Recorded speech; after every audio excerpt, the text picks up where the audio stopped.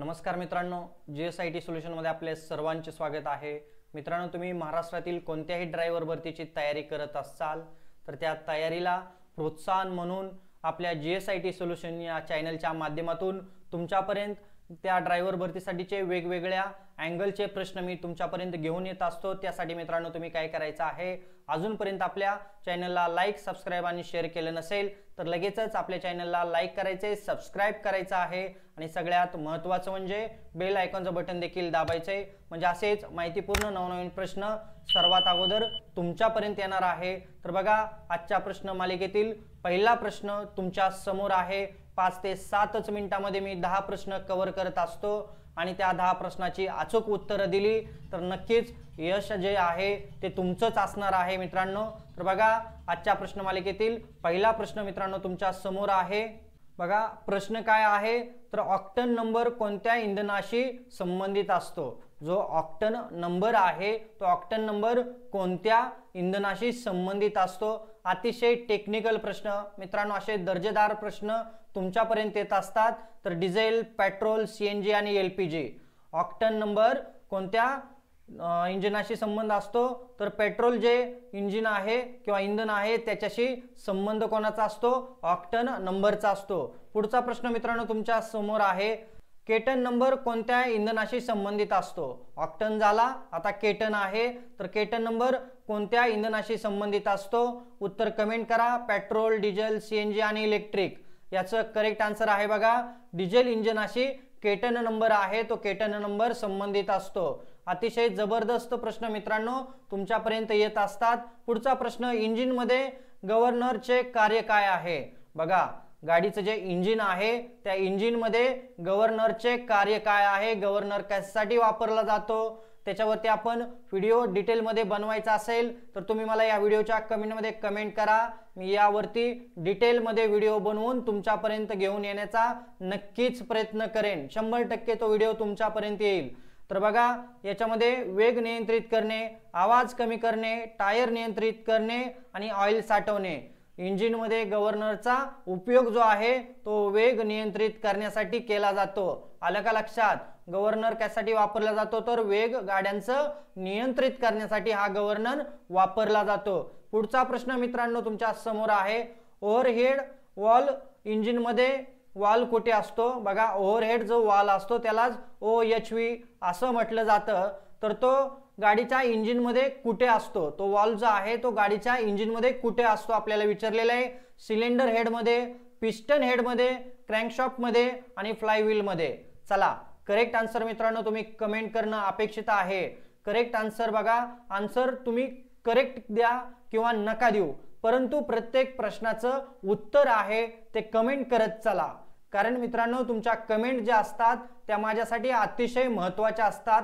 कारण तुम्ही सर्वजण एवढे व्हिडिओ पाहत असता, त्यामुळे मलाही समजतं की तुम्ही हे व्हिडिओ आवडीनं पाहताय, याचा उपयोग तुम्हाला होतोय। त्यामुळे मी आणखीन डीप मध्ये तुमच्यापर्यंत प्रश्न चांगल्या दर्जाचे आणले पाहिजेत हे मला त्याच्यातून समजत असतं। तर मित्रांनो बघा, या प्रश्नाचं उत्तर आहे सिलेंडर हेड मध्ये। कशामध्ये? सिलेंडर हेड मध्ये ओव्हरहेड वॉल असतो। आलं का लक्षात? पुढचा प्रश्न मित्रांनो तुमच्या समोर आहे, सुपरचार्जर व टर्बोचार्जर मध्ये काय फरक आहे? टर्बोचार्जर काय आहे आपण पाहिलेला आहे आणि सुपरचार्जर या दोन्ही मधला फरक आपल्याला विचारलेला आहे मित्रांनो। तर दोन्ही एकसारखेच आहेत। सुपरचार्जर इंजिनद्वारे चालतो आणि टर्बोचार्जर एक्झॉस्ट गॅसने चालतो। सुपरचार्जर हवा कमी करतो आणि टर्बोचार्जर हवा वाढवतो। टर्बोचार्जर इंजिन थंड करतो आणि सुपरचार्जर इंधन जाळतो। तर चला, याच्यामधील करेक्ट आन्सर मित्रांनो प्लीज कमेंट करा। कृपया करून करेक्ट आन्सर मित्रांनो कमेंट करत चला। मी प्रत्येक वेळेला तुम्हाला हेच सांगत असतो की कमेंट करा, कमेंट करा। आणि याचं करेक्ट आन्सर आहे बघा, करेक्ट आन्सर, सुपरचार्जर इंजिनद्वारे चालतो आणि टर्बोचार्जर एक्झॉस्ट गॅसद्वारे चालतो। आलं का लक्षात? चला, पुढचा प्रश्न मित्रांनो तुमच्या समोर आहे, क्लचचे मुख्य कार्य काय आहे?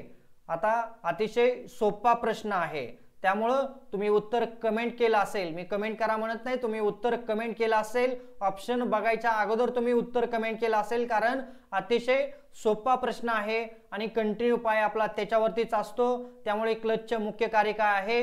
गाडी थंड करणे, इंजिनची शक्ती चाकापर्यंत जोडणे किंवा तोडणे, ब्रेक लावणे आणि सस्पेन्शन नियंत्रित करणे।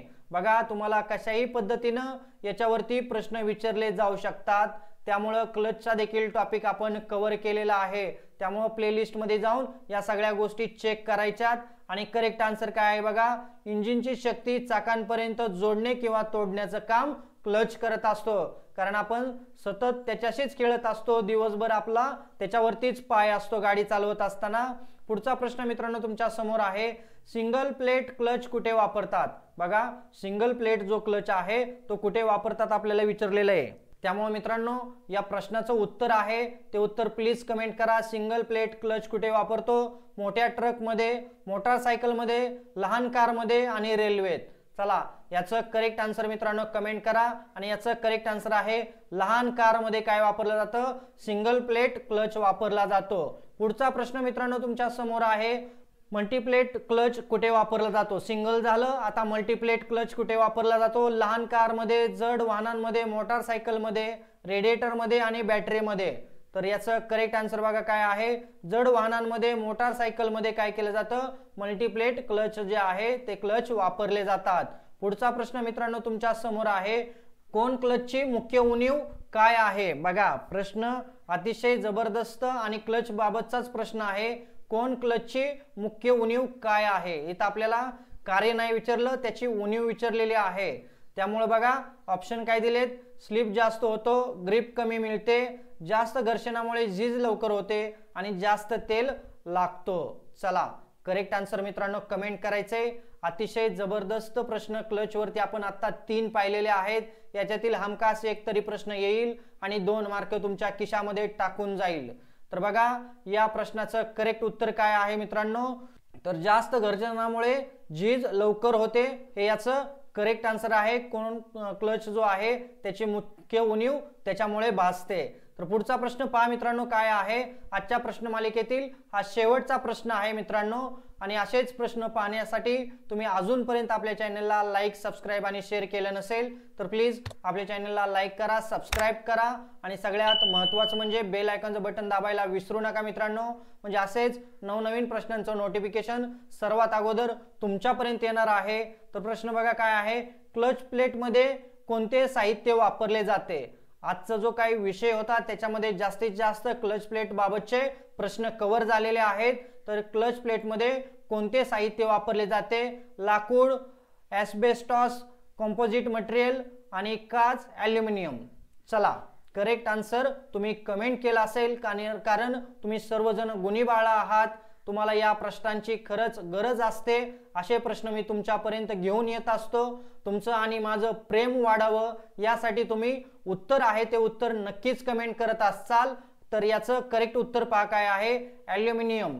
ॲल्युमिनियम जे आहे ते क्लच प्लेट मध्ये वापरले जाते। ॲल्युमिनियम वापरून काय केलं जातं, आपला जो क्लच प्लेट आहे तो क्लच प्लेट बनवला जातो। तर मित्रांनो भेटूया अशाच नवीन प्रश्नांबरोबर पुढच्या लेक्चरमध्ये। जय हिंद, जय महाराष्ट्र।